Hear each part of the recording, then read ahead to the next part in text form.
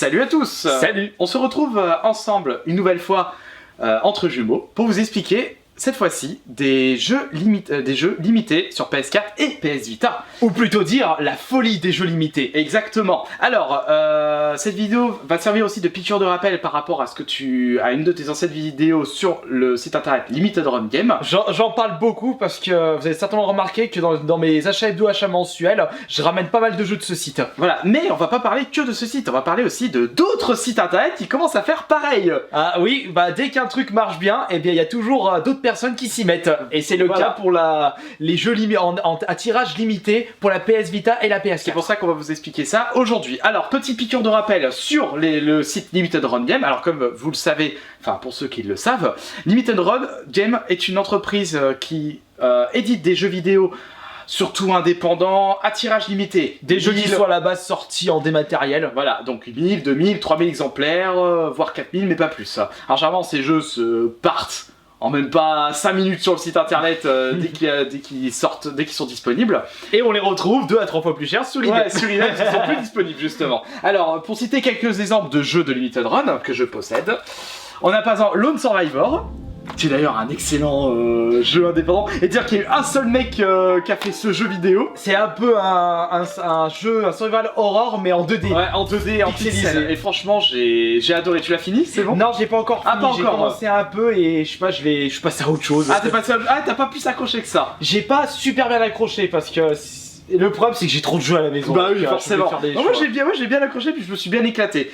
Et pour citer un autre exemple, Astbreed sur pareil sur PS4 qui est édité aussi par Limited Run Game. Est-ce que t'as pas le petit D'ailleurs, il y a les petits symboles juste là. Est-ce que t'as pas le petit prospectus avec la liste des jeux sortis? Ah si, bah attends, bouge pas, je vais vous dire à peu près, bouge pas, je te l'amène. Mais juste pour vous dire qu'ils en ont sorti trentaine, je crois. Je vais prendre ça aussi. Ce qui est bien avec Limited Run, c'est qu'ils offrent des petits goodies en même temps de votre jeu pour un peu fidéliser la clientèle. C'est leur petit truc à eux. Et ce qui est bien, c'est qu'à chaque fois qu'un jeu sort, et bien sur le derrière, vous avez toute la liste des jeux sortis auparavant. Et vous pouvez même les cocher en plus. Ça. Donc là, actuellement, ils ont 58 sorties. Bon après, 58 dedans, il y a PS Vita et PS Vita en même temps. Voilà, par exemple, ça fait un numéro, ça fait voilà, un autre numéro.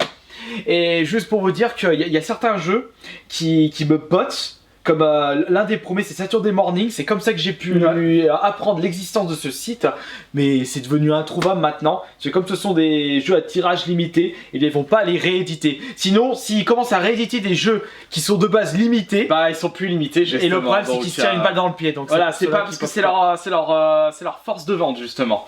Et de toute façon, ça sert à rien qu'ils les rééditent, ils préfèrent rééditer un autre jeu. Donc c'est pour ça. Mais par contre, maintenant, comme on le disait en début de vidéo, il n'y a pas que Limited Run qui se mettent au tirage limité de jeux PS4, PS Vita. Ah oui, petite piqûre de rappel justement. Pourquoi PS4, PS Vita et pas sur Xbox One? Oui, alors ça, il y a une explication toute stupide.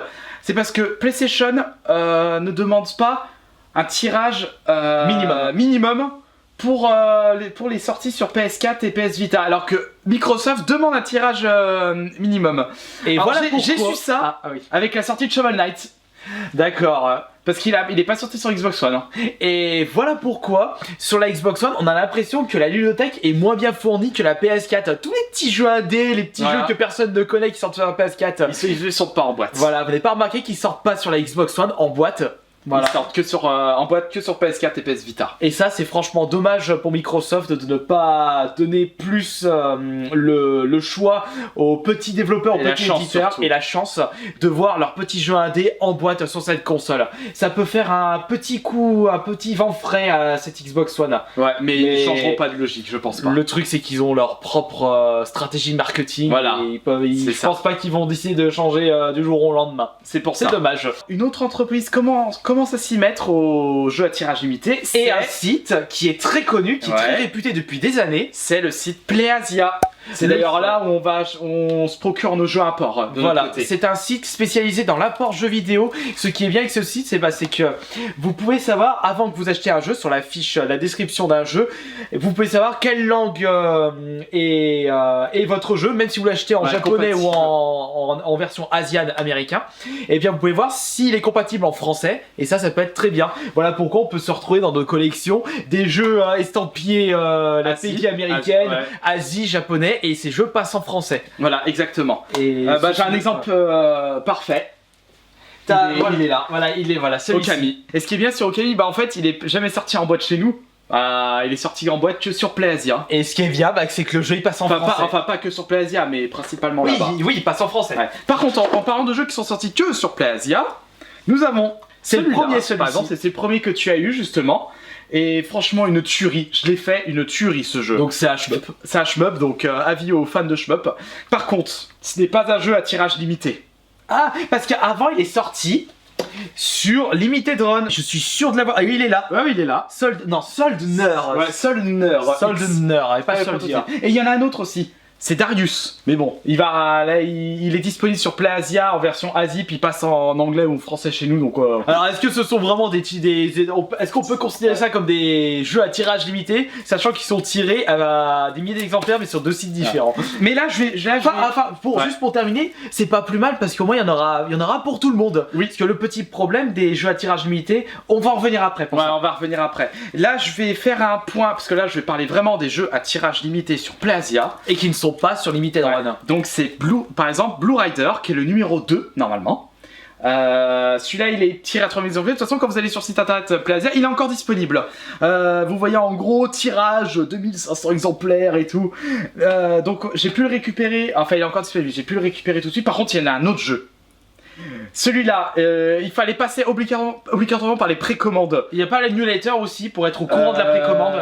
Oui, aussi. Donc, et là, petite dédicace au Grenier du Geek pour le prochain, parce qu'on en a parlé de ça. Mais justement, celui-là, voilà, le Cursed Castilla X. Alors, pour ceux qui ne connaissent pas, alors, il est sorti à l'époque sur PC. Donc c'est un jeu indé. Ouais, c'est un jeu pixelisé. Voilà, encore une nouvelle fois un jeu indé. C'est du Ghost and Goblin. Et il y a eu le Super Ghost and Ghost sur la Super Nintendo. Non, il y a eu Ghost and Goblin. Il y a eu Ghouls and Ghosts sur Mega Drive. Super Ghouls and Ghosts sur Super Nintendo. Voilà, pardon. Et Ultimate Ghost and Goblin sur la PSP. Voilà. Mais moi, ce qui est bien, c'est que la version Mega Drive et Super Nintendo de l'époque, c'était pas les mêmes niveaux. Enfin, si, il y avait des niveaux similaires. Entre la version Mega Drive et la version Super Nintendo. Non, pas du tout. La version Mega Drive, c'est pas du tout le même jeu. Et regardez ce que font PlayAsia comparé à nos chers amis de Limited Run Game. Vous avez ceci avec ceci.